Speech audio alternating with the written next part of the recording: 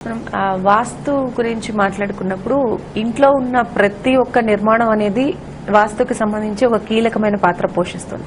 మరి ఈ నిర్మాణంలో మెట్లు అనే దానికి సంబంధించి కొంతమంది మెట్లు ఇంటి బయట కట్టుకుంటారు, కొంతమంది డూప్లెక్స్ లాగా ఇంటి లోపల కట్టుకుంటుంటారు.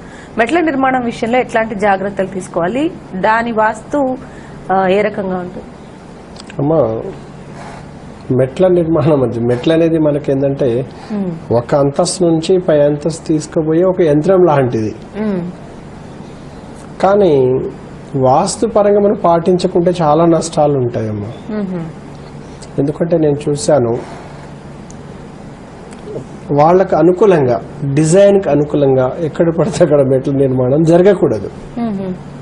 మెట్లకు కొన్ని ప్రత్యేకమైన స్థానాలు ఉన్నాయి. ఇప్పుడు మనం మా ఎగ్జాంపుల్ ఒక నార్త్ ఫేస్ ఒక ఇల్లు కడుతున్నాం అనుకుందాం. అంటే నార్త్ లో మనకు రోడ్డు ఉన్నది. ఆ రోడ్డు ఎటువైపు ఉంటే ఆ ఫేసింగ్ అంటాం అన్నమాట, నార్త్ ఫేసింగ్ అంటాం.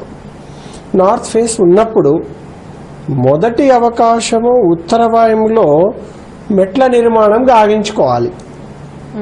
కానీ చాలా మంది ఏం చేస్తూ ఉంటారు అంటే ఆ డిజైన్కి కొంచెం అటు ఇటు కొన్ని ఇబ్బందులు సౌకర్యాల కోసం తూర్పు ఆగ్నేయంలో ఇస్తుంటారమ్మా.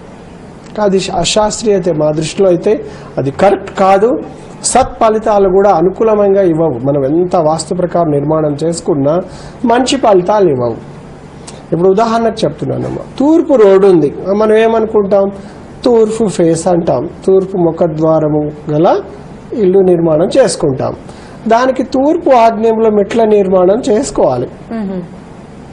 కానీ మనం ఏం చేస్తుంటాం, తూర్పు రోడ్డు ఉంది, చక్కగా ఉత్తర వాయువులో మెట్లు పెట్టుకుంటాం. ఉత్తర వాయువులో మెట్లు పెట్టుకోవడం వలన మంచి సత్ఫలితాలు రావు. అందుకనమ్మా చాలా మంచి ప్రశ్న అడిగారు, ఎలాంటి జాగ్రత్తలు తీసుకోవాలి అంటే ఇవి చాలా ఇంపార్టెంట్ అనమాట. అదేవిధంగా దక్షిణం రోడ్డు ఉందమ్మా. దక్షిణం రోడ్డు ఉన్నప్పుడు దక్షిణ నైరుతిలో మొదటి అవకాశం మెట్ల నిర్మాణం గావించుకోవడానికి. చాలా మంది ఏం చేస్తారంటే తూర్పు ఆగ్నేయంలో మెట్ల గావించుకుంటారు, లేదంటే ఉత్తర వాయువులో గావిస్తుంటారు. అది అశాస్త్రీయత. సత్ఫలితాలు ఇవ్వమంటే ఇవ్వదనమాట. కానీ ఇక్కడ మళ్ళీ పశ్చిమ ముఖం చూసుకుందాం. పశ్చిమ రోడ్డు ఉన్నప్పుడు పశ్చిమ నైరుతిలో మెట్ల నిర్మాణం గావించుకోవాలి. అప్పుడు మంచి సత్ఫలితాలు వస్తాయి. చాలా మంది ఏం చేస్తారు, పశ్చిమ నైరుతి మెట్లని గావించకుండా తూర్పు ఆగ్నేయంలో పెట్టుకుంటారు. అది రెండవ అవకాశం.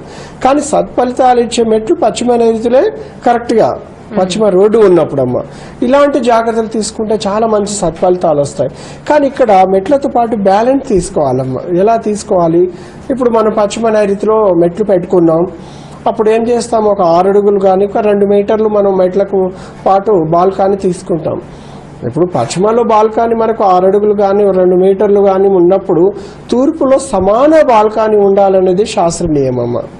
అలా కాకుండా తూర్పులో ఒక 4 అడుగుల బాల్కనీ ఇచ్చేస్తుంటారు. పశ్చిమలో చూస్తే స్టేర్ కేస్ తగ్గట్టుగా బాల్కనీ ఉంటుంది. అలాంటి ఇంట్లో మానసిక దౌర్బల్యం పెరిగిపోవడం, ఒకవేళ ఎంప్లాయీస్ ఉంటే వాళ్ళకు ఉద్యోగ భద్రతగా ఉండకపోవడం, పేరు ప్రతిష్టలు కీర్తి తెలియకుండానే వీళ్ళు మధ్యవర్తులుగా ఉండి సంతకాలు చేయడం, అప్పులు వాళ్ళ బదులు వీళ్ళు కట్టడము. ఎందుకంటేనమ్మా తూర్పుకి అధిపతి ఎవరు, ఇంద్రుడు, ఐరవ అవతారం, తెల్లటి ఏనుగుల మీద ఆయన ఉంటాడు, ఆయన స్థానం అమ్మ. కానీ పశ్చిమ స్థానం ఎవరిది, వరుణ స్థానము, ఆయన ముసలి వాహనం మీద ఉంటాడనమాట. ఇక్కడ ఎప్పుడైతే ఇంద్రస్థానాన్ని తగ్గించేసి పశ్చిమ వరుణ స్థానాన్ని పెరిగినప్పుడు ఇక్కడ సమస్యలు మొదలవుతుంటాయమ్మా. కానీ మా ఇల్లు చూస్తే నైరుతిలో బెడ్రూమ్ ఉన్నది, ఈశాన్యంలో 2 డోర్లు ఉన్నాయి, ఇలా మనం అనుకుంటాం. కానీ వాస్తవం ఒక పశ్చిమ రోడ్డు గల స్థలంలో డిజైన్ చేసేటప్పుడు పశ్చిమ వాయువ సింహద్వారము లేకపోయినా కూడా వాళ్ళకు అరిష్టమే, సత్ఫలితాలు అస్సలు ఇవ్వదు. అందుకనమ్మా పశ్చిమ రోడ్డు ఉన్నప్పుడు పశ్చిమ నైరుతిలో మెట్లు వేసుకోవడం, పశ్చిమ బాల్కనీ కంటే తూర్పులో బాల్కనీ పెంచుకోవడము, అంటే లేకుంటే సమానంగా ఉన్నా పర్వాలేదు. పశ్చిమ వాయువ ప్రధాన ద్వారం ఏర్పాటు చేసుకోకుండా చాలా మంది మా కుటుంబ సభ్యులకు పశ్చిమ వాయు ద్వారము పనికి రాదన్నారండి ఫలానా వాళ్ళు, అందుకే మేము తూర్పులో ద్వారం పెట్టుకున్నాము, పశ్చిమ డోర్ ఒక బెడ్రూమ్ పెట్టేసామంటుంటారు. అది కూడా అశాస్త్రీయతే. అలాగేనమ్మా, ఎందుకు అంటే ఇలాంటి ఎన్నో జాగ్రత్తలు మనం తీసుకోవాల్సి ఉంటుంది. ఎందుకంటే పశ్చిమ రోడ్లమ్మ. ఇంకా కొంతమంది ఏం చేస్తుంటారంటే మన కింద సెల్లార్ ఉంటుంది, అంటే లేదంటే ఫస్ట్ ఫ్లోర్ మొత్తం పార్కింగ్ ఇచ్చేస్తాం. ఇప్పుడు సెల్లార్ ఏర్పాటు ఖర్చు ఎక్కువ వస్తుందని పార్కింగ్ చేసుకుంటారు, గ్రౌండ్ ఫ్లోర్ మొత్తం పార్కింగ్ చేసుకుంటారు. అప్పుడు పశ్చిమ రోడ్డు ఉన్నప్పుడు పశ్చిమ నైరుతిలో మెట్లు ఇస్తే కార్ పార్కింగ్ కానీ ఏదైనా ఇబ్బంది వస్తే తూర్పు ఆగ్నేయంలో మనం మెట్లు పెట్టుకుంటారన్న వీళ్ళు.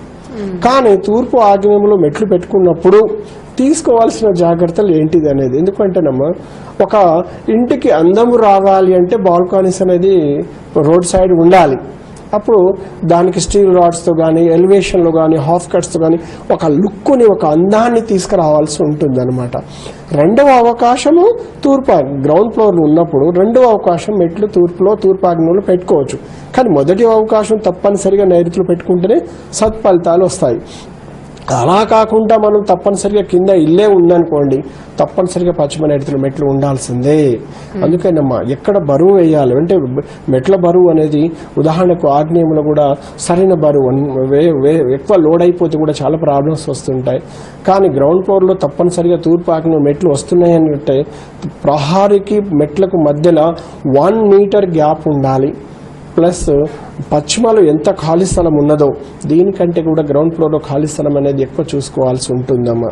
అదేవిధంగా మనం మొదట్లో ఏమనుకున్నాం, ఉత్తరం రోడ్ అనుకున్నాం. ఉత్తరంలో ఏంది, ఉత్తర వాయువులో మెట్లు ఉన్నప్పుడు ఆ ప్రహారీ గోడకి మెట్లకు మధ్యలో చాలా మంది 3 ఇంచుల గ్యాప్ ఉంటే సరిపోతుంది. అది ఎట్లా సరిపోతుంది? 3 ఇంచుల గ్యాప్ అనేది కరెక్ట్ కాదనమాట. కనీసం ఏంటంటే ఒక 1 మీటర్ ఓపెన్ స్కై ఉండాలి. లేదంటే కనీసం ప్రహారీ గోడకి ఈ బాల్కానికి 9 గ్రహాలకు 9 ఇంచులైన ఓపెన్ స్కై ఉండాలి మినిమం అమ్మ. కింద వచ్చేసి 7-8 ఫీట్ అనేది ఓపెన్ ఉంటుంది అనమాట. ఎలాగో మెట్లు స్టేర్ కేసు వస్తుంది కదా, ఆ రెండింటి మధ్యలో గ్యాప్ అనేది లేకపోతే వాయువ కప్పు పడ్డట్టే. అందుకేనమ్మా అదేవిధంగా మనం చూస్తే దక్షిణ నైరుతిలో మెట్లు వేసుకున్నప్పుడు తప్పనిసరిగా చాలా మంది ఏం చేస్తుంటారంటే ఇక్కడ దక్షిణం రోడ్డు ఉన్నప్పుడు నైరుతిలో మెట్లతో పాటు బాల్కానీ దక్షిణ ఆగ్నేయ బాల్కానీ పెరుగుతూ ఉంటుంది. అంటే అదే క్రమంలో ఒక ప్యారలల్ లైన్లో ఉంటుంది. కానీ అదేవిధంగా ఉత్తరంలో కూడా అంత బాల్కానీ మెయింటైన్ చేయాలి. మేము ఇటు ఏం చేసామంటే మెట్ల దగ్గర 2 ఫిల్లర్లు వేసామండి, ఎక్స్ట్రా బాల్కనీ దగ్గర ఒక ఫిల్లర్ లేదు, అవతల మాకు బాల్కనీ లేదు, ఇదంతా మేము బ్యాలెన్స్ చేసామంటారు. కానీ అది సరైనది కాదు. ఎప్పుడైతే దక్షిణ బాల్కనీ ఎంత ఉందో దానికంటే 1 ఇంచు 1/2 ఇంచు ఎక్కువ ఉంటే అది బ్యాలెన్స్ మెయింటైన్ అనేది అవుతుందన్నమాట. అంటే ప్రధానంగా మెట్ల నిర్మాణంలో తీసుకోవాల్సిన జాగ్రత్తలు. అదేవిధంగా ఇంకా స్టేర్ కేసులో నైరుతి స్థలాలు కావచ్చు, దక్షిణం పశ్చిమ స్థలాల్లో తప్పనిసరిగా స్టేర్ కేస్ పైన రూపేసి కప్పివేయాల్సి ఉంటుందమ్మా. ఒక 7 అడుగులు 7.5 అడుగుల హైట్ మీద ఇట్లా వేసినప్పుడు ఏమవుతుందంటే ఆకాశం తెరిపి ఉండదు, ఓపెన్ స్కై ఆకాశం తెరిపి ఉండదు.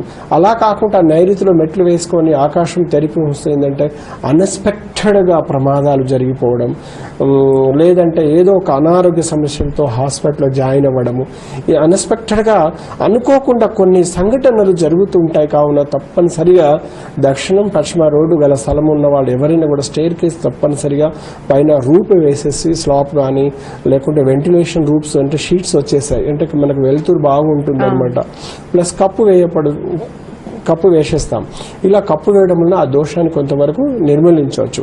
అలా కాకుండా తూర్పు ఆగ్నేయంలో కానీ ఉత్తర వాయువులో కానీ మెట్ల నిర్మాణం మీద రూప్ వేసినప్పుడు తప్పనిసరిగా దానికి బ్యాలెన్స్ అనేది నైరుతిలో మెయింటైన్ చేయాలి. ఒక రూమ్ కట్టేసి ఆ లెవెల్ అనేది అలా రూమ్ గది కట్టకుండా మనము ఉత్తర వాయువులో తప్పనిసరిగా హైట్ అయిపోయింది, మనకు దక్షిణ నైరుతి కానీ పశ్చిమ నైరుతి డౌన్ అయిపోయింది బిల్డింగ్, అప్పుడు తప్పనిసరిగా దోషం అమ్మ అది.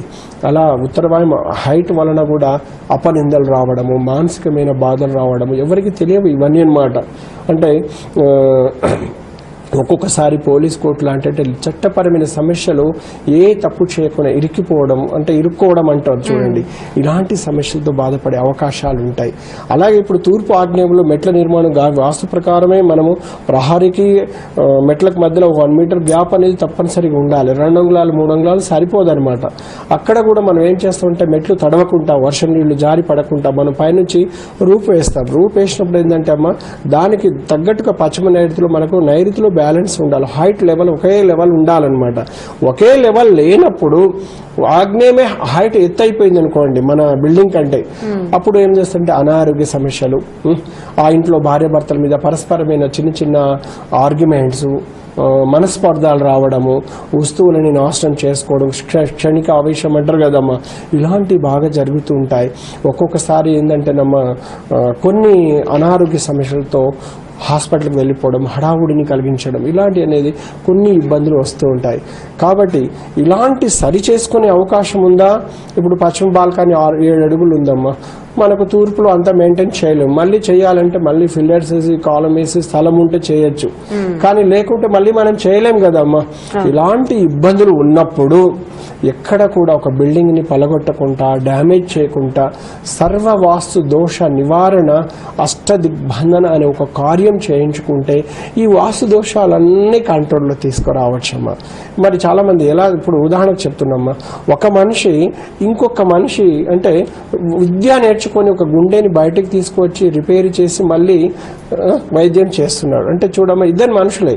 ఇతను విద్య నేర్చుకున్నాడు కాబట్టి డాక్టర్ అయ్యారు, కానీ అందరు డాక్టర్లు ఆ పని చేయగలుగుతున్నారా? లేదు. అందుకేనమ్మా ఒక మనిషి యొక్క గుండెని బయటికి తీసి మళ్ళీ శుభ్రం చేసేసి దాంట్లో రిపేర్ దానికి మెయింటైన్ చేసి మళ్ళీ జీవం పోసేసి జీవం బతికిస్తున్నాడంటే ఆయన విద్యే కదమ్మా. అందుకని ఇక్కడ కూడా మనం ఒకటేనమ్మా, గృహంలో దోషములు ఉన్నాయని ఎవరు ఇబ్బంది పడాల్సిన అవసరం లేదు. బిల్డింగ్లు పలగొట్టేసి ఏదో డ్యామేజ్ చేయాల్సిన అవసరం లేదు. ప్రతి దోషాన్ని మనం నివారించుకోవచ్చు. ప్రతి ఒక్కరు కూడా సర్వవాసు దోష నివారణ అష్టదిగ్బంధన చేయించుకుంటే దీనివల్ల ఏంటంటే మనకు సెక్యూర్ అమ్మ, ఈ దోషాలు పనిచేయకుండా కాపాడుకోవచ్చు.